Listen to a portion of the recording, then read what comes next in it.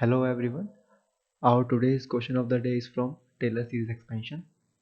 तो इस क्वेश्चन में एक फंक्शन हमें गिवन है और हमें इसका जो टेलर सीरीज एक्सपेंशन होगा इस फंक्शन का अबाउट x इक्वल्स टू 0 उसमें हमें x पावर n का कोफिशिएंट बताना है। ठीक है, तो ये हमें ऑप्शंस गिवन है। तो बेसिकली यूजुअली जब इस टाइप का कोई क्वेश्चन होता है जिसमें हमें टेलर सीरीज एक्सपेंशन करना होता है, ठीक है, तो उसमें हम वही टेलर सीरीज एक्सपेंशन का फॉर्मूला लगाते हैं और वहाँ से अगर हमें लेट्स से एक्स पावर 17 का अगर हमसे कोफिशिएंट पूछा है तो हम उसको 17th टाइम डिफरेंशिएट करके 17 फैक्टोरियल से डिवाइड कर देते हैं और हमारे पास कोफिशिएंट आ जाता है। लेकिन इस केस में क्या है कि इसका जो nth डेरिवेटिव है जब तुम निकालने की कोशिश करोगे, ठीक है, सो लेट्स से हम ये फॉर्मूला लगाते हैं, ठीक है, टेलर सीरीज एक्सपेंशन के लिए फॉर ए इक्वल्स टू 0।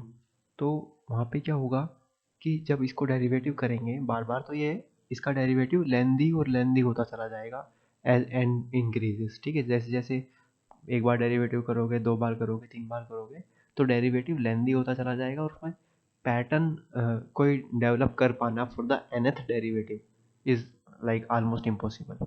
ठीक है, तो इसका मतलब क्या है कि एक एक्सेप्शन टाइप का फंक्शन है जिसमें तुम सीधा nth डेरिवेटिव नहीं निकाल सकते। तो इसका मतलब क्या है, इसमें कुछ और टेक्निक लगानी होगी to find the coefficient of x power n।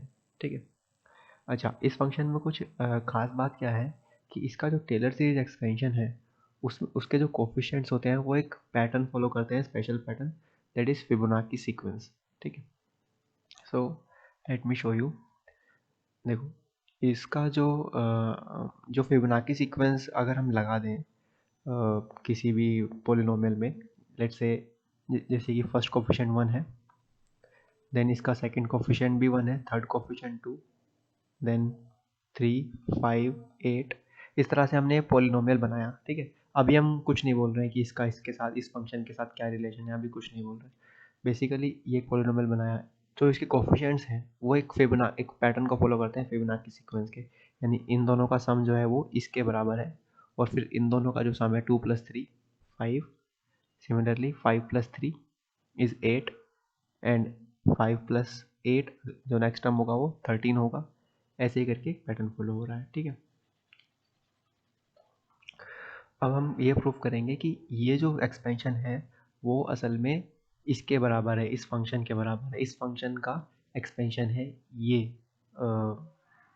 ये एक्सपेंशन। ठीक है, तो अब हम क्या करेंगे, इसको प्रूफ करने के लिए सबसे पहले क्या करते हैं, इसको प्रूफ करने के लिए हम अ, सबसे पहले क्या करेंगे, ये जो हमने डिफाइन किया है पहले उसको देखो, इसको स्टेप बाय स्टेप समझते हैं। देखो, जो हमने डिफाइन किया था उसको 1 माइनस जेड स्क्वायर से मल्टीप्लाई कर दिया। ठीक है, एक्स की जगह जेड ले लिया, वो तो इतना डिफरेंस नहीं है ना, एक्स हो या जेड हो, that you can simply replace, है ना। तो 1 माइनस जेड स्क्वायर, इससे मल्टीप्लाई किया इसको। जब मल्टीप्लाई करेंगे देखो, इससे भी 1 से मल्टीप्लाई करा तो ये आएगा, माइनस जेड से करेंगे तो ये आएगा और माइनस जेड स्क्वायर से करेंगे तो ये आएगा। ठीक है, अब देखो हमें z की जो पावर्स है वो सेम करनी है, ताकि हम z पावर n कॉमन ले सकें। ठीक है, तो देखो z की पावर यहाँ पे n है, यहाँ पे n+1 है, यहाँ पे n+2 है। तो ये पावर n करने के लिए समेशन को 0 से रन ना करके 1 से रन कर दिया, तो जो n है वो n-1 से रिप्लेस हो गया। सिमिलरली यहाँ पे भी पावर को n करना था तो समेशन को शिफ्ट कर दिया, सिर्फ n को 0 से ना शुरू करके 2 से शुरू किया, और अब यहाँ पे n को n-2 से रिप्लेस करने से ये हो गया। ठीक है, ये स्टेप क्लियर।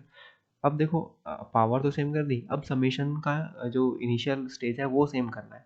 अब ये n0 है, मैं चाहता हूँ कि n0 से ना स्टार्ट होकर 2 से स्टार्ट हो। ठीक है, और ये 1 से ना स्टार्ट होकर 2 से स्टार्ट हो, ताकि तीनों समेशन 2 से स्टार्ट हो जाए। ठीक है, तो इसके लिए क्या किया, इसकी फर्स्ट दो टर्म्स हैं वो रन कर दिया हमने, मतलब कि n को 0 रख दिया तो ये मिल गया, n को 1 रख दिया तो f1 × z मिल गया। तो अब बाकी का जो बच गया वो 2 से स्टार्ट होगा।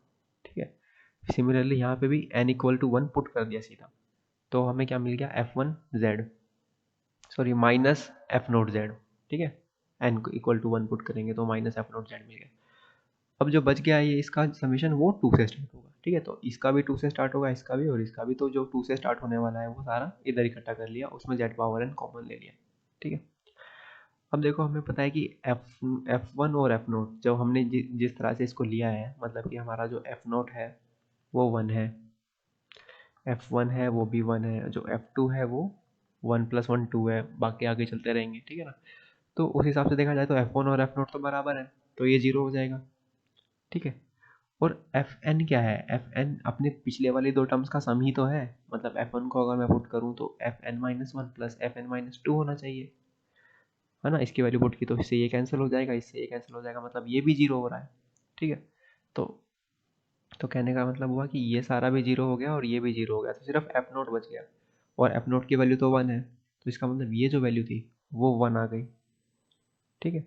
और यहाँ से इसको डिवाइड कर देंगे तो ये आ जाएगा, ठीक है। और उसको ध्यान से देखें तो यही गिवन फंक्शन है ना। तो इसका मतलब हमने जो एक्सपेंशन लिखा है वो इसका एक्सपेंशन है, मतलब हमें डायरेक्ट एक्सपेंशन मिल गया बेसिकली। कि अगर मैं बोलूँ कि x/1 - x - x² का एक्सपेंशन क्या होगा, तो मैं डायरेक्ट बोल सकता हूँ 1 + x + 2x² + 3x³ + 5x⁴ ये होगा, ठीक है। अच्छा, अब इसमें एक बात है कि ये जो फिबोनाची सीक्वेंस हमने बनाया है, जिसमें हमने क्या किया, f0 को 1 लिया, एफ क्या कहते हैं 1 को 1 लिया, ऐसा क्या। लेकिन असल में ये फिबोनाची ओरिजिनल सीक्वेंस नहीं है। ओरिजिनल जो फिबोनाची सीक्वेंस होती है उसमें एफ नोट की वैल्यू 0 होती है, मतलब 0 से वो स्टार्ट होती है सीक्वेंस, ठीक है। तो उसमें क्या होता है 0 1 1 2 3 5 8 ऐसे चलता है। लेकिन हमने क्या किया, 1 से स्टार्ट किया, 1 1 2 3 5 8 13 ऐसे किया।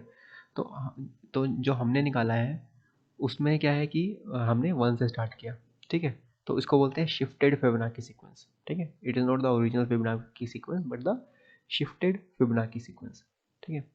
तो अभी क्या होगा कि जो फिबोनाची सीक्वेंस ओरिजिनल है, ठीक है, उसमें उसका फॉर्मूला क्या है फिबोनाची सीक्वेंस का, ठीक है। मतलब कि एक एक्सप्लिसिट फॉर्मूला है nth टर्म निकालने का फिबोनाची सीक्वेंस को, ठीक है। सो उसको हम डिनोट करते हैं, लेट्स से अगर मैं फिबोनाची सीक्वेंस को स्मॉल f से डिनोट कर रहा हूँ, then this nth term is equals to 1 + √5 power n minus 1 minus √5 power n divide by 2 power n √5। ये होता है nth टर्म निकालने का फिबोनाची सीक्वेंस की। लेकिन इसमें देखो f0 जो होगा वो 0 ही होगा, ठीक है ना, f0 0 होगा। लेकिन हमें क्या करना है, देखो अगर nth टर्म का कोफिशिएंट चाहिए तो हमें fn चाहिए। हमारा fn जो है, जो कैपिटल fn है, वो है हमारा क्या कहते हैं nth टर्म का कोफिशिएंट, ठीक है। तो इसकी जो ये स्मॉल fn और कैपिटल fn में फ़र्क क्या है, देखो ये 0 से शुरू कर रहे थे, हमने 1 से किया। तो इसका इसका क्या मतलब होगा, अगर मुझे ये fn चाहिए तो मुझे स्मॉल fn में n की जगह n+1 पुट करना पड़ेगा,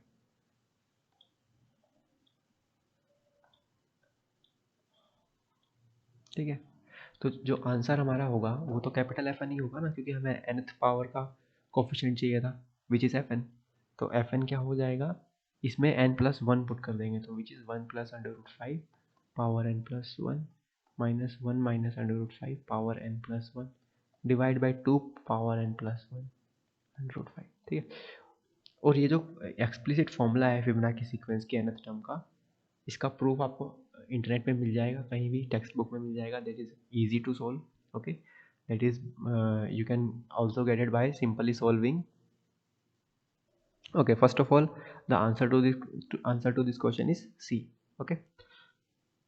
सो हाँ, अब ये जो nth टर्म का जो फॉर्मूला है ये इसको हम डिफरेंस इक्वेशन से सोल्व कर सकते हैं बेसिकली, अगर हम करना चाहें तो we can solve fn equals to fn-1 plus fn-2, ये डिफरेंस इक्वेशन होगी। और क्या कहते हैं इनिशियल कंडीशन जो है वो हम अपने हिसाब से ले आप, मतलब कि अपने फंक्शन में तो हमारी ये थी ना f0 equals to 1 and f1 equals to 1। तो यहाँ से जैसे हम डिफरेंशियल इक्वेशन सोल्व करते हैं ऑक्सिलरी इक्वेशन बना के, ऐसे ही डिफरेंशियल इक्वेशन को भी सोल्व किया जाता है, और वहाँ से फिर वो nth टर्म का सोल्यूशन आता है, ठीक है। So this is it for this video and thank you for watching.